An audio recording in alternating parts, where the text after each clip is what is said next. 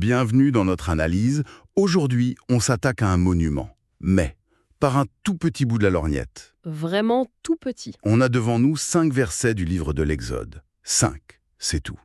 Mais à l'intérieur, c'est un véritable thriller psychologique. En accéléré, oui. Ça va faire basculer la vie d'un homme, Moïse, du statut de prince tout-puissant à celui de fugitif traqué. C'est une descente aux enfers en 48 heures. Alors, on plonge. Un thriller, je trouve que c'est le mot juste. Parce que, en fait, ce n'est pas simplement une succession d'événements. Non, pas du tout. Tout se joue dans la tête de Moïse. Ces quelques lignes nous plongent au cœur de ses contradictions, de son identité. De la justice qu'on essaye de se faire soi-même. Exactement. Et surtout sur la manière dont une seule action, même bien intentionnée au départ, peut déclencher un chaos total et imprévisible. C'est l'histoire d'un homme qui pense maîtriser la situation et qui, va se la prendre en pleine figure. C'est tout à fait ça. Et ça commence par une décision qui paraît simple mais qui est en fait énorme. Verset 11, O. Moïse, devenu grand, se rendit vers ses frères. Ah, ces deux mots. Je veux qu'on s'arrête là-dessus. Ses frères. Ce type a grandi dans les palais égyptiens, éduqué comme un prince égyptien. Il aurait pu rester dans sa bulle dorée. Absolument. Mais non, il sort, il va voir les esclaves hébreux et le texte précise bien qu'il les voit comme ses frères. C'est un choix. C'est un choix et c'est plus que ça. C'est un acte politique avant même qu'il ne fasse le moindre geste. Ah oui, bien vu. Il quitte sa zone de confort, le centre du pouvoir, pour aller à la périphérie, là où ça souffre. Il s'identifie à eux. Et c'est cette identification qui va tout allumer. Parce qu'il ne voit pas une injustice abstraite. Non, il ne lit pas un rapport, quoi. Il voit, de ses propres yeux, un Égyptien qui frappait un Hébreu. L'oppression a un visage et elle est en train de frapper quelqu'un qu'il vient juste de définir comme sa famille. Et là, la réaction est immédiate. Moi, j'ai toujours imaginé ça comme un coup de sang, un geste. Purement impulsif. Exactement. La rage qui monte et la main qui part toute seule. Mais le texte nous donne un détail, minuscule, presque caché, qui change toute la perspective. Ah, ça c'est le cœur du réacteur psychologique de ce passage. Le verset 12 dit « Il regarda de côté et d'autre, et, voyant qu'il n'y avait personne, il tua l'Égyptien. » Il regarde de côté et d'autre. Ce simple geste, il est capital. Ça nous dit que ce n'est pas seulement de la rage. Il y a une fraction de seconde de calcul. De conscience. Il sait ce qu'il fait. Il sait que ce qu'il s'apprête à faire est une transgression majeure. Il évalue le risque. Il vérifie qu'il n'y a pas de témoin. L'acte est violent, passionnel, Mais il n'est pas complètement aveugle. Il y a une part de préméditation. donc il sait qu'il est en train de franchir une ligne rouge. Ce n'est pas un accident. Et la suite le confirme de manière assez frappante. Ah oui? Il ne laisse pas le corps de l'Égyptien en évidence comme un message ou un avertissement. Non. Non. Il le cacha dans le sable. C'est presque un geste enfantin, non? Cacher le problème sous le tapis, ou ici dans le sable, en espérant qu'il disparaisse. C'est exactement ça. C'est la tentative littérale d'enterrer son acte, de l'effacer de la réalité.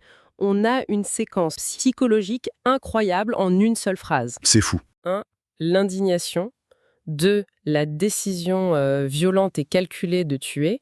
Et 3. La peur immédiate des conséquences qui le poussent à dissimuler la preuve. En quelques secondes, Moïse a été justicier, meurtrier et conspirateur. Voilà, il porte déjà en lui tout le poids de ce secret. Et il va découvrir, de la manière la plus brutale qui soit, qu'un secret comme celui-là, ça ne reste jamais enterré très longtemps. Jamais. Le lendemain, il sort à nouveau.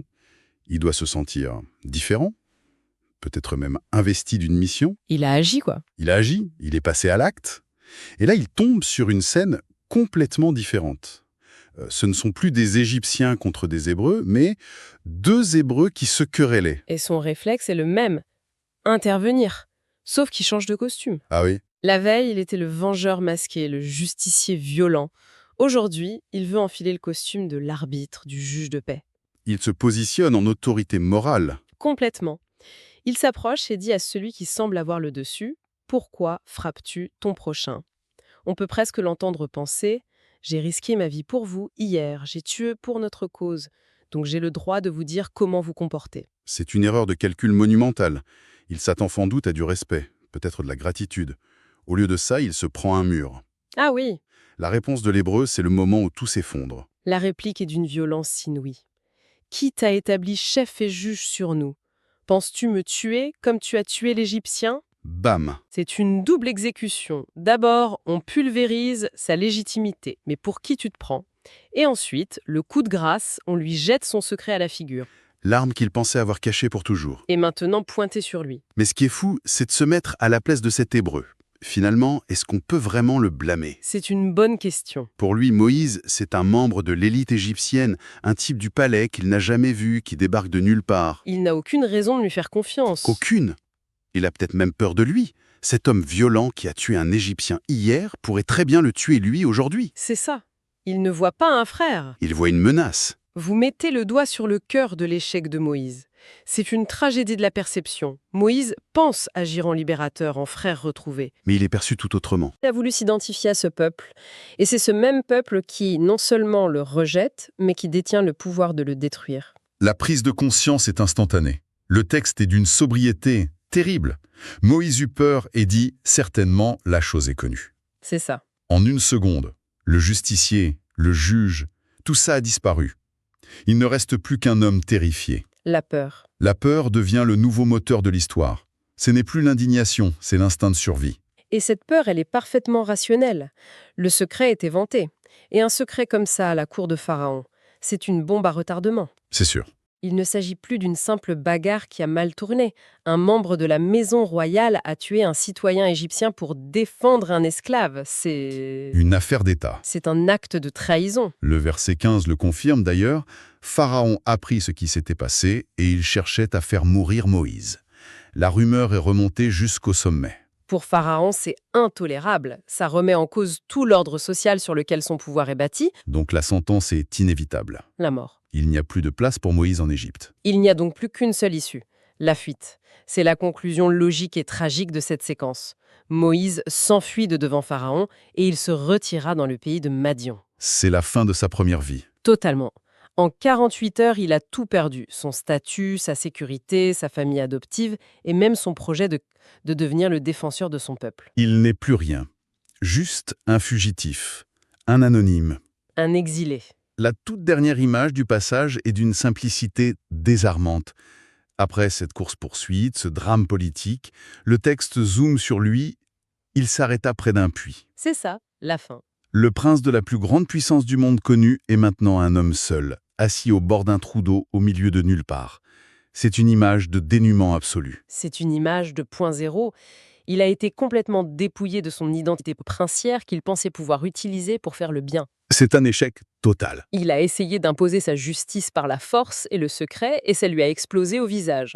C'est un échec sur toute la ligne, oui. Mais, et c'est peut-être tout le paradoxe de cette histoire, cet échec est probablement la chose la plus constructive qui pouvait lui arriver. Ok, si on résume, Une véritable chute en 3 actes, sur 2 jours. c'est ça? Acte 1, le justicier qui tue au nom de ses frères, mais qui agit avec calcul et dissimulation. Oui, Acte 2, le juge autoproclamé qui essaie d'imposer son autorité et qui se fait rejeter violemment par ceux qu'il voulait sauver. exactement. Et acte 3, le fugitif terrifié qui perd tout et se retrouve seul dans le désert. C'est fulgurant. Et c'est la déconstruction nécessaire d'un homme qui pensait pouvoir changer le monde tout seul par ses propres forces. Il a appris, de la plus dure des manières, Que ça ne marche pas comme ça. que la justice ne s'impose pas par un meurtre dans une ruelle et que la légitimité ne se décrète pas. Elle se gagne ou elle est donnée. Il y a un dernier détail dans le texte qui me semble important et qui ouvre sur une question plus large. Vous écoute. Quand Moïse intervient dans la bagarre entre les 2 Hébreux, le verset 13 précise qu'il s'adresse à « celui qui avait tort ». Comment il le sait? Il arrive au milieu d'une querelle et instantanément, il a décidé qui était le coupable. C'est une observation excellente. Le texte ne nous donne aucun détail sur la dispute. Il nous dit juste que Moïse a immédiatement endossé le rôle de juge suprême. Il n'a pas écouté, il n'a pas enquêté. Il a vu, il a jugé et il a parlé. Et c'est peut-être là que se niche la pensée finale à laisser mûrir. Dites-nous. Pour devenir le grand leader, le législateur qu'il deviendra des décennies plus tard, Moïse a-t-il d'abord dû échouer de manière spectaculaire en tant que justicier et en tant que juge? Est-ce que cet échec monumental Cette humiliation publique venue de son propre peuple. n'était pas l'école la plus dure, mais la seule possible pour lui? Fallait-il qu'il apprenne à ses dépens les limites de la justice humaine, violente et présomptueuse, pour pouvoir un jour être capable de recevoir et de transmettre une justice qui venait d'ailleurs.